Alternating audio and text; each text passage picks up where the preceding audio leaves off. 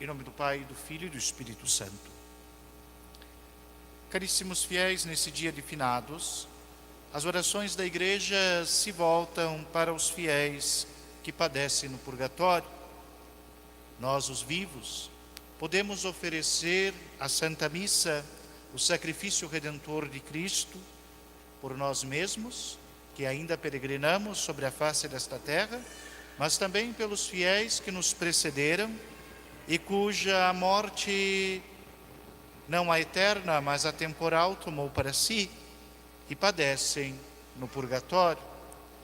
Aqueles fiéis que no momento da morte, no juízo pessoal, não encontraram a santidade e não puderam entrar ainda no céu, pois ainda precisavam expiar a culpa de seus pecados, o Senhor, em sua misericórdia, recolhe no purgatório. E o purgatório serve para uma pena até o juízo final. Porém, os méritos de Cristo são infinitos. Aquilo que a Santa Igreja realiza enquanto peregrina sobre a face da terra, o sacramento mesmo do Senhor, suas indulgências e suas graças, podem ser aplicadas também em favor destas almas, destes fiéis. E aquilo que eles não conseguem por si mesmos, pois não podem mais obter méritos, pois o fio da vida temporal terminou, nós, os vivos, por caridade cristã, por íntima união no mesmo e único corpo místico de Cristo, que é a Santa Mãe Igreja, tendo Cristo mesmo como cabeça, nesta natureza que transcende as coisas temporais, pois Cristo, o Senhor, é divino e congrega em si todas as realidades, as temporais e as eternas, nós podemos oferecer a missa, os sacrifícios, as orações, em sufrágio das almas dos fiéis. Esta fé católica e ortodoxa, defendida pelos santos padres e pela santa teologia, nos assegura que hoje os exercícios que fazemos não são inúteis, mas, em última instância, exercício da mais profunda caridade, a caridade para com os mortos, que nada podem por si mesmos, a não ser esperar aquela pena estabelecida pelo Senhor em seu justo juízo. Nós rezamos pelos fiéis do purgatório. Os do inferno, não há o que se possa fazer, mas os do purgatório, a caridade o exige. Bem o sabemos, caríssimos fiéis, que estas almas bondosas e generosas, já destinadas à salvação eterna, só têm um caminho para elas: o céu. Alguns, e o bem o chamam, almas benditas. Por quê? Porque irão para o céu. Não existe outra porta do purgatório a não ser a porta que abre para o céu. E creiamos que muitos dos nossos conhecidos tiveram esta graça, a graça da salvação, apesar de precisarem de um tempo a mais no purgatório, fruto da misericórdia divina. O maior de todos os dons que se pode oferecer a uma alma é a Santa Missa, pois nela se resume toda a graça redentora de Cristo. É a mesma graça redentora de Cristo, tem os mesmos méritos da cruz de Cristo e se aplica de modo particular, pessoal. Cada um tenha a clara consciência daquele fiel que deseja que receba as indulgências. Se este estiver no purgatório, receberá as graças, as indulgências deste dia. Poderá adentrar ao céu, poderá entrar na morada celeste e pertencer àquela igreja cujo dia de hoje ontem celebramos tão gloriosamente, a Jerusalém do Alto, a igreja gloriosa, contemplando a face de Deus. Ou poderá ao menos receber suas penas, seus sofrimentos do purgatório de forma mais refrigerada, diminuir as suas penalidades, diminuir os seus sofrimentos e padecimentos e adentrar em uma realidade mais próxima daquela bem-aventurança. Seria muita negligência de nossa parte não termos consciência, não exercitarmos com devida consciência a oração pelos mortos. E bem vemos que as heresias logo negam as orações pelos mortos e os seus efeitos. A fé católica afirma sempre: é caridade, e das caridades, a mais excelsa, rezar pelos mortos. Coisa boa o é, já diz a velha aliança em Macabeus, pois cremos na ressurreição e na vida eterna. Quando pensamos que nos últimos anos tem diminuído cada vez mais o sufrágio pelos fiéis defuntos, cemitérios abandonados, falta de amor pelos mortos, de boa memória, de boa lembrança, e quanto mais uma sociedade nega a própria morte, mais se torna uma sociedade mortífera. Quanto mais nega a realidade que transcende a vida temporal, mais se torna animalesca. Quando vemos os cemitérios abandonados, a morte tratada como se fosse qualquer coisa, e olhem que depois da pandemia ou desta situação que vivemos, uma das coisas mais tristes que tenho contemplado é a pouca oração pelos defuntos. Mal se morre, já se joga em uma cova, sem nem mesmo se fazer orações e negando-se todo e qualquer direito ao luto. Padre, venha fazer as exéquias. Chego e o morto já se foi. As funerárias os enterram rapidamente, sem dar direito a qualquer forma de honra aos mortos, como se tivessem o direito de fazer isso.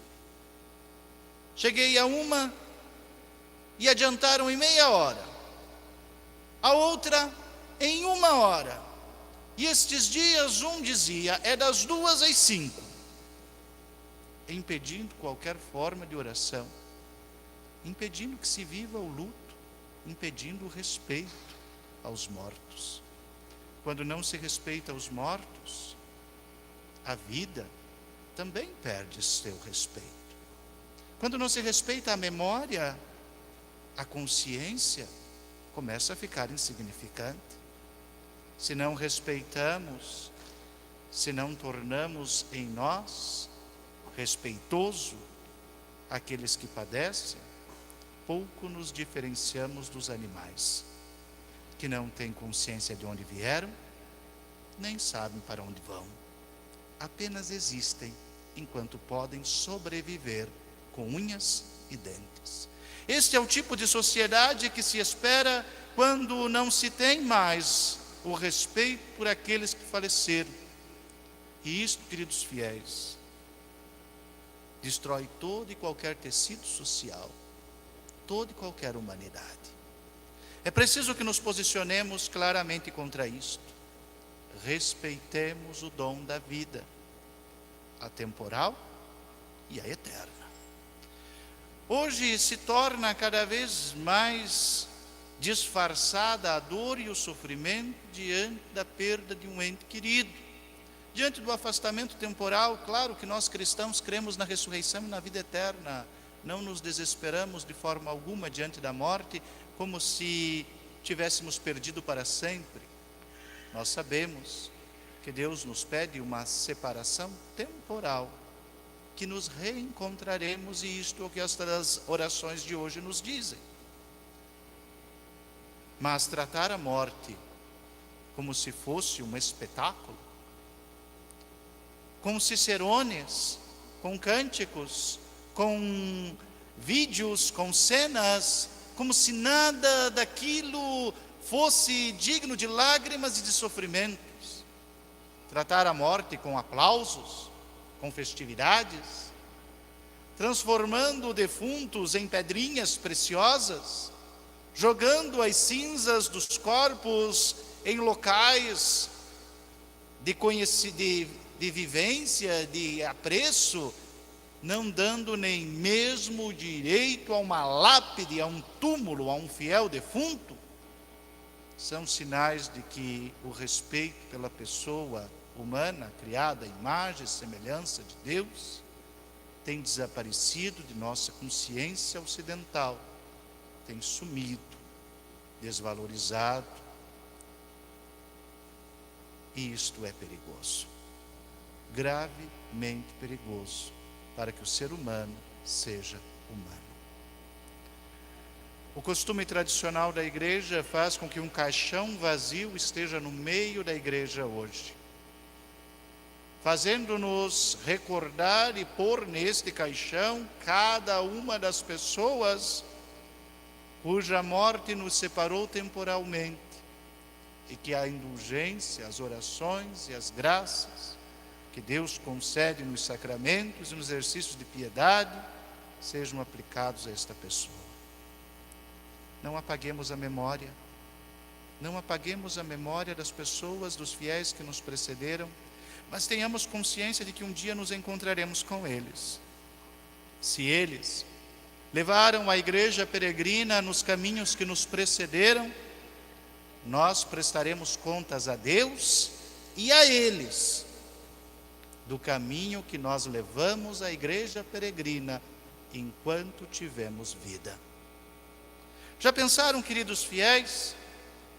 Um dia eu estarei diante de Dom Henrique Soares, o bispo do Brasil, prestando conta do caminho que a igreja percorreu da sua morte até a minha, do exemplo que me deu em suas pregações, em suas homilias, em seus retiros, das lições que me passou como sacerdote e mestre, e vou ter que prestar contas a ele dizendo se foi digno da igreja que ele me transmitiu. E pensemos em todos os santos padres, desde Pedro até o tempo presente.